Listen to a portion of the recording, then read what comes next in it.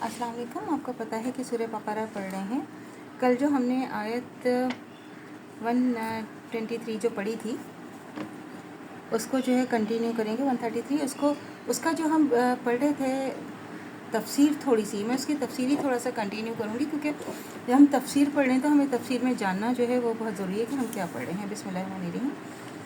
हज़रत इब्राहीम अलैहिस्सलाम का असल काम दुनिया को अल्लाह की अताअत की तरफ बुलाना और अल्लाह की तरफ से आई हुई अता हिदायत के मुताबिक इंसान की इनफरादी इज्तिमाई ज़िंदगी का निज़ाम दुरुस्त करना था। वो ख़ुद अल्लाह के मती थे और वो उसके दिए हुए इल्म की पैरवी करते थे और दुनिया में उस इल्म को फैलाते थे और कोशिश करते थे कि सब इंसान मालिक कायनात के मती होकर रहें। यही खिदमत जिसके लिए वो दुनिया के इमाम पेशवा बनाए गए। उनके बाद ये इमामत का मनसब उनकी नस्ल की उस शाख को मिला जो हज़रत इसहाक़ अलैहिस्सलाम हज़रत याक़ूब अलैहिस्सलाम से चली और बनी इसराइल कहलाई। जो इसलिए बनी क्योंकि ये जो इनकी कौम थी किसकी वजह से, हज़रत याक़ूब अलैहिस्सलाम और हज़रत इसहाक़ अलैहिस्सलाम से जब चली तो इस वजह से उसका नाम बनी इसराइल पड़ा। इसमें अम्बिया पैदा होते रहे, इसको राह रास्त का इल्म दिया गया, इसके सुपुर्द ये खिदमत की गई कि इस राह रास्त की तरफ अक़वाम आलम की रहनुमाई करे।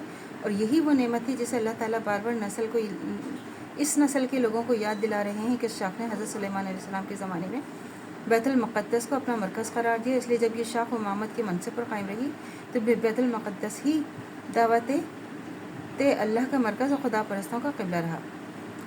और फिर पिछले जो 10 रुकू थे सूरह बकरा के, जो पिछले 10 रुकू थे, इसमें अल्लाह ताला ने बनी इसराइल को ख़िताब करके उसकी तारीख़ी फ़र्द करार दादे जुर्म और उनकी मौजूदा हालत जो नज़ुल कुरान के वक्त ही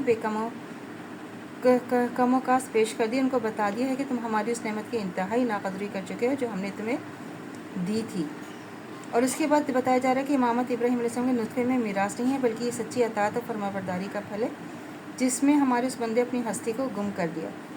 साथ ही इशारों में ये भी बताया जा रहा है कि जो गैर इसराइली कौम मूसा अलैहिस्सलाम के वास्ते से हज़रत इब्राहीम अलैहिस्सलाम के साथ अपना ताल्लुक़ जोड़ती हैं, वो भी इब्राहीमी तरीक़े से हटी हुई हैं।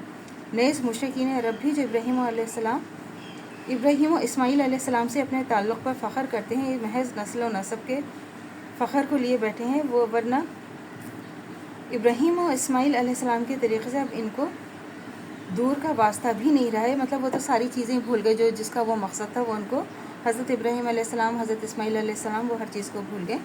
फिर ये बात इरशाद होती है कि हमने इब्राहीम अलैहिस्सलाम को दूसरी शाख बनी इस्माईल अलैहिस्सलाम में रसूल सल्लल्लाहु अलैहि वसल्लम पैदा किया है, जिसके लिए इब्राहीम अलैहिस्सलाम इस्माईल अलैहिस्सलाम ने दुआ की थी। इसका तरीक़ा वही है जो इब्राहीम अलैहिस्सलाम इस्माईल अलैहिस्सलाम इसहाक़ अलैहिस्सलाम याक़ूब अलैहिस्सलाम और दूसरे तमाम अम्बिया का था। इसके पैरों तमाम इन पैगम्बरों की तस्दीक करते हैं जो दुनिया में खुदा की तरफ से आए हैं, इसी रास्ते की तरफ दुनिया को बुलाते हैं और जिसकी तरफ सारे अम्बिया दावत देते चले आए हैं। लिहाजा इमामत के मुस्तहिक़ सिर्फ वो लोग हैं जो रसूल सल्लल्लाहु अलैहि वसल्लम की पैरवी करें।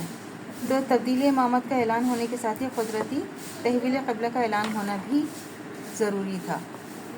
तो ये था, तो आगे इसको फिर कल इंशाअल्लाह कंटिन्यू करेंगे। तो अल्लाह से दुआ करनी चाहिए जो हमारी ईमान है बढ़ते दिन पर कायम दायम रहे, ख़ात्मा बिल खैर ईमान पर हो। इजाज़त दीजिए। अल्लाह हाफ़िज़। मेरे चैनल को लाइक कीजिए, शेयर कीजिए, सब्सक्राइब कीजिए। शुक्रिया।